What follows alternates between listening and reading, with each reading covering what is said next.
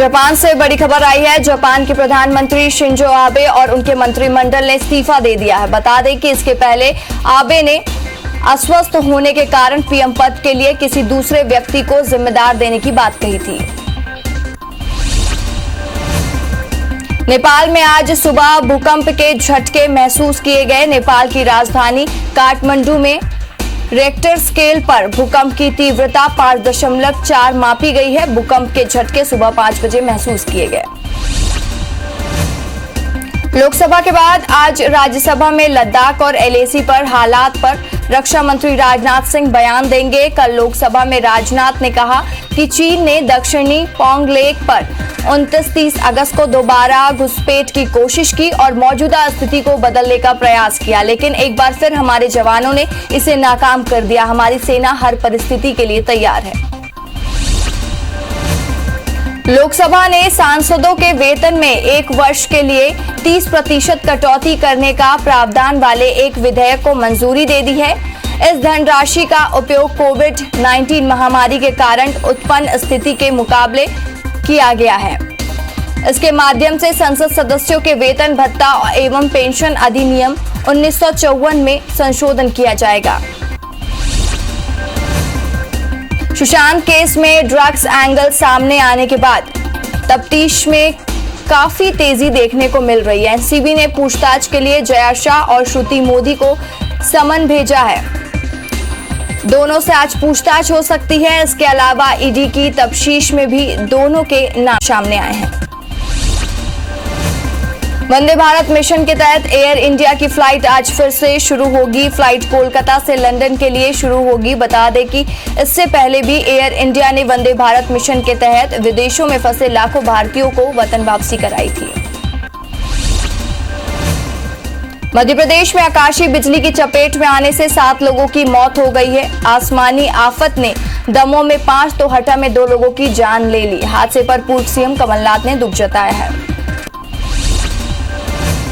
दमोह मुख्यालय से करीब 50 किलोमीटर दूर तेजगढ़ में आकाशीय बिजली गिरने से 5 लोगों की मौत हो गई। ग्राम डबा में 2 लोगों की आकाशीय बिजली गिरने से दर्दनाक मौत हो गई, तो वहीं ग्राम छोटी लहमटी में 3 लोगों की आकाशीय बिजली गिरने से मौत हो गई, अपनी जान गंवा दी। वहीं घटना में 2 लोग गंभीर रूप से घायल है। पुलिस ने घायलों को जिला अस्पताल पहुंचाया, जहां पर उनका इलाज जारी है। छत्तीसगढ़ में शिक्षक पदों पर भर्ती का रास्ता साफ हो गया है। शिक्षा विभाग ने 14,580 पदों पर नियुक्ति के लिए आदेश जारी कर दिया है। वित्त विभाग से हरी झंडी मिलने के बाद शिक्षा विभाग ने नियुक्ति के लिए आदेश जारी किया। अब आगे मेरिट लिस्ट में शामिल अभ्यर्थियों का दस्तावेज परीक्षण होगा। उसके बाद अभ्यर्थियों को नियुक्ति दी जाएगी। मुख्यमंत्री शिवराज सिंह चौहान के निर्देश के बाद इंदौर जिले में राशन माफिया के खिलाफ कड़ी कार्रवाई जारी है। इंदौर जिले में कलेक्टर मनीष सिंह ने राशन घोटाले के आरोपी मोहनलाल अग्रवाल के खिलाफ कार्रवाई के आदेश दिए हैं। इस कार्रवाई में महू में करीब 50 करोड़ रुपए के राशन घोटाले का पर्दाफाश किया। इसमें मोहनलाल अग्रवाल मुख्य आरोपी है। दुनिया भर में कोरोना के मामले बढ़कर 2,97,00,000 के पार पहुंच गए हैं। वहीं कुल मौत का आंकड़ा 9,38,000 पार पहुंच गया है। अब तक दुनिया भर में 2,15,00,000 मरीज ठीक हुए हैं। वहीं दुनिया भर में 72,48,000 एक्टिव मरीजों का इलाज जारी है। विश्व में अमेरिका, भारत और ब्राजील से सबसे ज्यादा मरीज सामने आए हैं। देश में कोरोना पॉजिटिव केस 50 लाख के पार पहुंच गया है। देश में अब तक 39,39,000 से ज्यादा मरीज ठीक हो चुके हैं। वहीं कोरोना से 1,283 नए मौत के कुल आंकड़े सामने आए। 82,000 के पार कर चुका है। भारत में कोरोना के एक्टिव केस 10 लाख के करीब पहुंच गए हैं। पिछले 24 घंटे में 91,000 से ज्यादा मरीज सामने आए हैं। मध्य प्रदेश में कोरोना के 2323 नए केस मिलने को सामने आए हैं। वहीं 93,053 तक पहुंच गया आंकड़ा। प्रदेश में 24 घंटे में 29 मौत से कुल आंकड़ा 1820 हो गया है। वहीं प्रदेश में एक दिन में 1900 मरीज स्वस्थ हुए हैं। अभी राज्य में 21,620 एक्टिव मरीजों का इलाज जारी है। छत्तीसगढ़ में कोरोना के रिकॉर्ड ब्रेक आंकड़े सामने आए हैं, जहां 3450 नए मरीज से आंकड़ा 70,777 पहुंच गया है। प्रदेश में एक्टिव मरीजों की संख्या 35,951 पहुंच गई है। राज्य में एक दिन में 773 मरीज डिस्चार्ज हुए हैं। 24 घंटे में 15 मौत से मरने वालों का आंकड़ा 588 पहुंच गया है। राजधानी रायपुर में 1015, दुर्ग में 138 और राजनांदगांव में 233 केस सामने आए हैं। रायपुर नगर निगम के सभापति प्रमोद दुबे ने नेवी अफसर के माता-पिता को कोरोना अस्पताल पहुंचाया। प्रमोद दुबे ने फेसबुक पर नेवी अधिकारी प्रशांत कुमार ने उनके माता-पिता के कोरोना पॉजिटिव होने की जानकारी दी। गायत्री नगर निवासी बुजुर्ग दंपति को सभापति ने मेकाहारा में भर्ती कराया। सभापति ने इसके लिए मेकाहारा डॉक्टर और तरण सिन्हा का धन्यवाद किया। जबलपुर में अब तक पुलिस विभाग के 85 अधिकारी कर्मचारी कोरोना संक्रमित हो चुके हैं। संक्रमण के खतरे के बीच अपराधियों की धड़प चुनौती बन गई है। इनकी समस्याओं के बीच जबलपुर के आईजी बीएस चौहान ने आज संभाग के तमाम एसपी और आला अधिकारियों के साथ एक समीक्षा बैठक की और निर्देश दिए हैं कि कोरोना से बचाव की गाइडलाइन का पूरा पालन करें। जबलपुर में कलेक्टर कर्मवीर शर्मा जिला अस्पताल विक्टोरिया का निरीक्षण करने पहुंचे। अस्पताल का जायजा लेने के बाद कोरोना के बढ़ते मामलों और उसके खतरे को देखते हुए कलेक्टर ने जिला अस्पताल प्रशासन के साथ अहम बैठक भी की। बैठक में कलेक्टर ने पैरामेडिकल स्टाफ की परेशानियों और शिकायतों को भी सुना। वहीं उन्होंने अस्पताल में बिस्तरों की संख्या बढ़ाने की भी बात कही है। भारतीय जनता युवा मोर्चा ने मदर अध्यक्ष अभिलाष पांडे ने आगर मालवा के युवा स्वाभिमान यात्रा अभियान का शुभारंभ किया। ये यात्रा उन सभी विधानसभाओं में निकाली जाएगी जहां उपचुनाव होना है। पांडे ने कार्यकर्ताओं को संबोधित करते हुए मिशन 27 को सफल बनाने की अपील की। वहीं पूर्व की कमलनाथ सरकार पर भी आरोप लगाए। जबलपुर में बढ़ रहे अपराध और बिगड़ती यातायात व्यवस्था के विरोध में युवा कांग्रेस ने मशाल जुलूस निकाला। उनका आरोप है कि थाने का स्टाफ आरोपियों पर कार्रवाई करने के बजाय याराना निभाने में लगा हुआ है। अतिक्रमण और अव्यवस्था के चलते सड़कें सकरी गलियों में तब्दील हो गई है। युवा कांग्रेस ने चेतावनी दी है कि जल्द कार्रवाई होती है, नहीं तो वो उग्र आंदोलन करेंगे। पीएम नरेंद्र मोदी के जन्मदिन के पहले भोपाल में बीजेपी प्रदेश कार्यालय में उनके जीवन पर कार्यकाल पर आधारित प्रदर्शनी लगाई गई। प्रदर्शनी का उद्घाटन मध्य प्रदेश के मुख्यमंत्री शिवराज सिंह चौहान ने किया और बीजेपी प्रदेश अध्यक्ष वीडी शर्मा भी उनके साथ शामिल थे। सीएम शिवराज ने इस दौरान पीएम मोदी को योगी बताते हुए उनके जन्मदिन पर कई योजना करने का ऐलान किया है। मुख्यमंत्री भूपेश बघेल ने छत्तीसगढ़ पुलिस के मोबाइल ऐप सीजी कॉप को लॉन्च किया। छत्तीसगढ़ पुलिस का मोबाइल ऐप आम नागरिकों को पुलिस से सहायता प्राप्त करने से मदद करेगा। अपराध नियंत्रण की दिशा में ये ऐप नागरिकों और पुलिस के बीच में सेतु का काम करेगा। सीजी कॉप ऐप डाउनलोड कर नागरिक अपराध से जुड़ी सभी सूचनाएं एक क्लिक पर ही कर सकेंगे।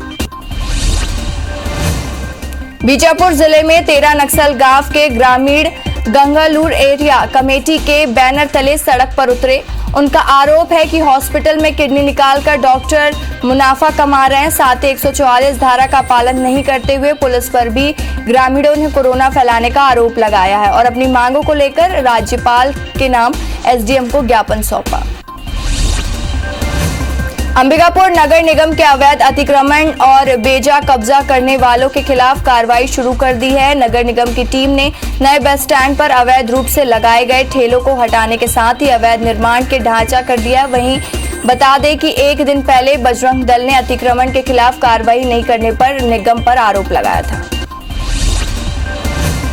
रायगढ़ शहर में सफाई व्यवस्था बेहतर बनाने के लिए नगर निगम ने रैपिड एक्शन टीम का गठन किया है। निगम का दावा है कि टीम शिकायत मिलने के भीतर 100 मिनट के भीतर गंदगी की समस्या निराकरण करेगी। दरअसल स्वच्छता सर्वेक्षण में इस बार रायगढ़ 200 शहरों में 3 स्टार रैंक के साथ 13वें पायदान पर है।